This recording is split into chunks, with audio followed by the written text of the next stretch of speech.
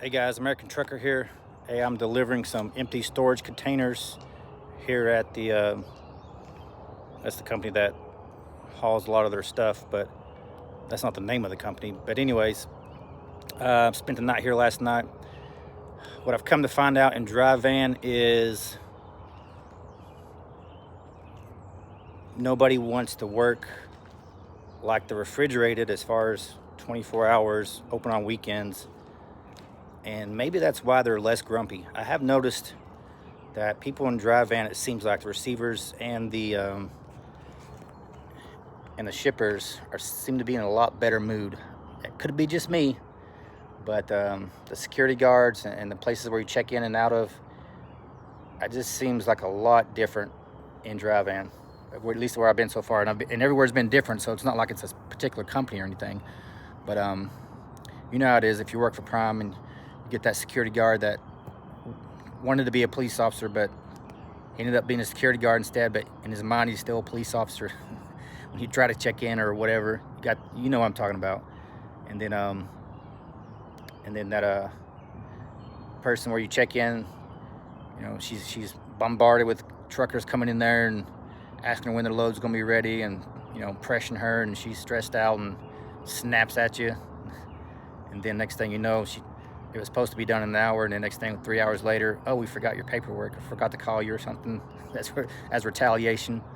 Now that's not a lot, but you've run into those people, I'm sure. If you work for Prime for any amount of time and you go to the some of those distribution terminals and stuff, you know exactly what I'm talking about. But anyways, this is the second time I've had to do this. The first time was at a wood place, and they had some janky scrap wood that they built, just a ramp like they just built it like a couple of minutes before I pulled in or something. But at least this one has actual ramps made for what you're actually doing for a truck. So what I did was I backed up to it to start with, and then when I felt them touch, this first wheel here, when I felt it first touch this, I pulled forward a little bit this way and kind of got off the ramp, and then I got back behind her and I adjusted it left and right and all that good stuff. So then when I backed up this first wheel, backed up to it again, as soon as I felt it touch, I stopped and I got out. And what I wanted to do is make sure, and it started to get tucked underneath that mud flap, started to get sucked underneath that wheel, and that's how you rip them off. So you got to be very careful.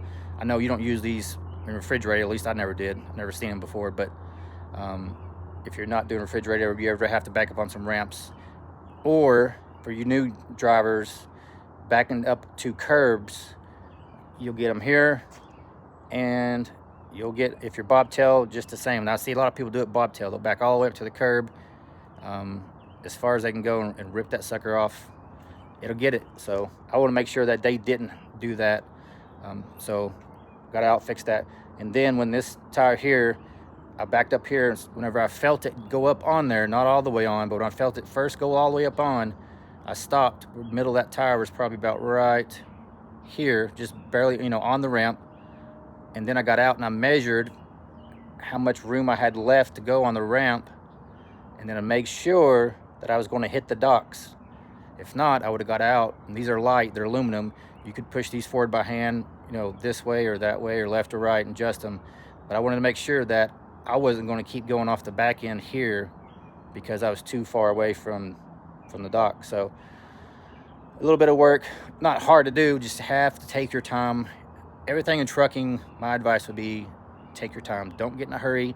Don't worry about who's behind you. You ain't trying to cause people behind you problems. If you're going down the road and you're not sure which way to turn, stop, put your flashers on, stop. Don't be turning down places you can't get out of. If you ain't sure, stop. People can go around you. They may go around, honk the horn, give you the bird. Oh well. Don't get yourself in a bad situation. But anytime you're doing something like this, or something you've never done, or something you're unsure of, at any point in time, your golden rule should be stop. Stop, get out, assess the situation. So that's my advice. But anyways, hauling, well, you can see here where now it's even. I think you can see that. I got the camera turned around, but should be even with that. And I'm hauling, these are just empty storage containers. So people put their household goods in there. So yeah, you can see there, it goes on. These actually are wide enough for both tires. And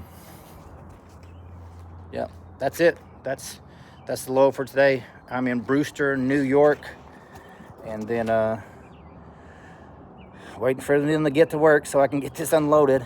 And as soon as I get this unloaded, I'm grabbing another load in New Jersey. I'm hoping everybody's gone to work. If the people that do work, there's not a.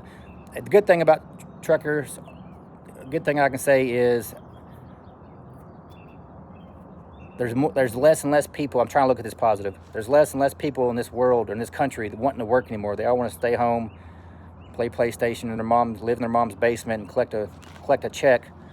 But that just means less traffic out on the road. So I'm trying to put a positive spin on that. So depending on how many people are still working in New Jersey, I'm gonna have to go down there and fight that level of traffic, and then head down to Pensacola.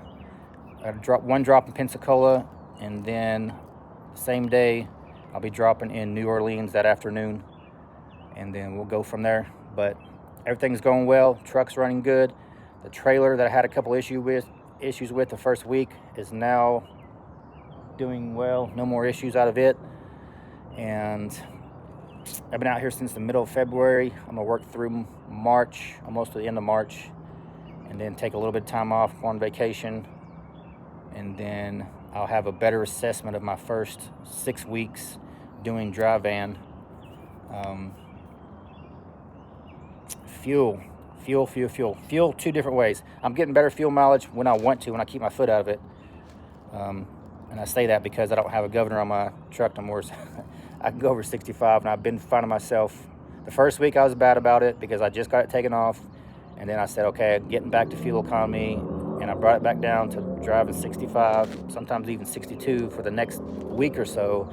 And then here lately, I don't know if it's the Northeast, the way that people drive around here or what, but they got me driving fast again. I say they got me like it's their fault or something, but here I am driving faster than I know, I should, and now my fuel mileage is going back down. So that's a big issue.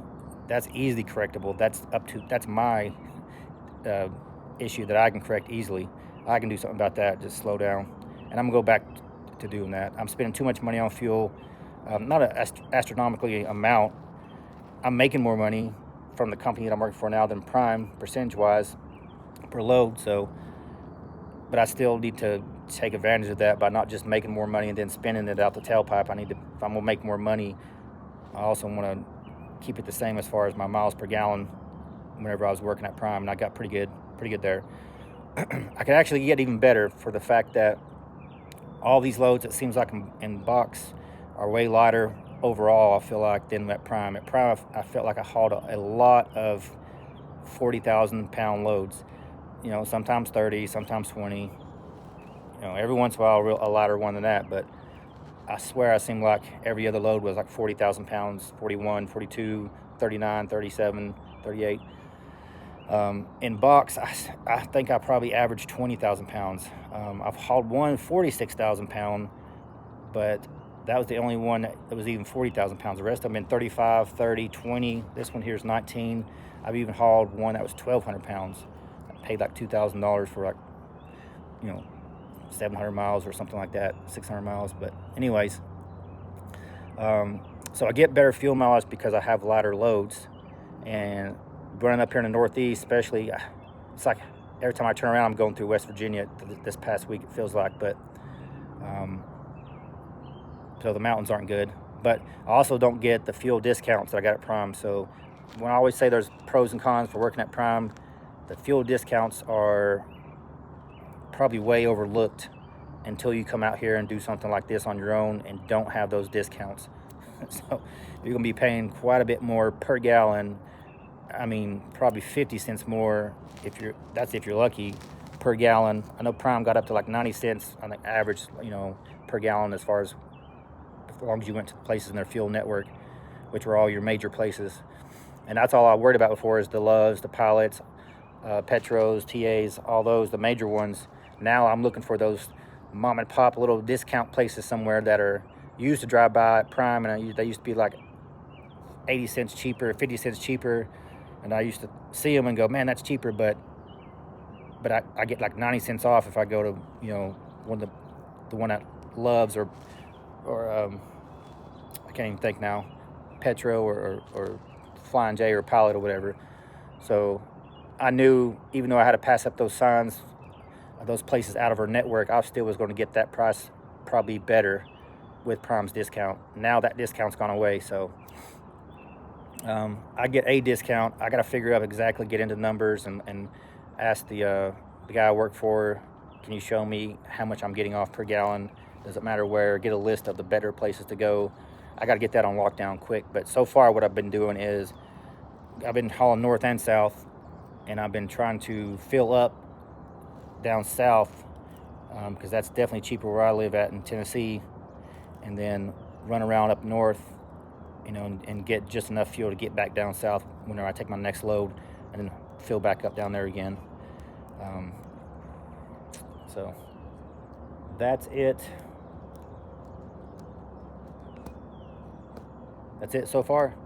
I don't have anything else that I can think of at the moment, and I'll give you guys more of an update of my first 6 weeks here in about 2 more weeks or so, week and a half, 10 days or so, and then kind of let you know the overall good, bad, pros and cons. I'll actually make a list so I can actually cover the things that I want to cover without trying to think of them at the top of my head and stay on topic. And I'll make a list and then give you the pros and cons, what I like better and what I don't like better about working at Prime. And I worked there for a little over 2 years, and then now working out here on the spot market, pulling freight from the spot market, which is not near as bad as what people make it out to be. But that's another video for another day. But all right, guys, American Trucker, I'm out.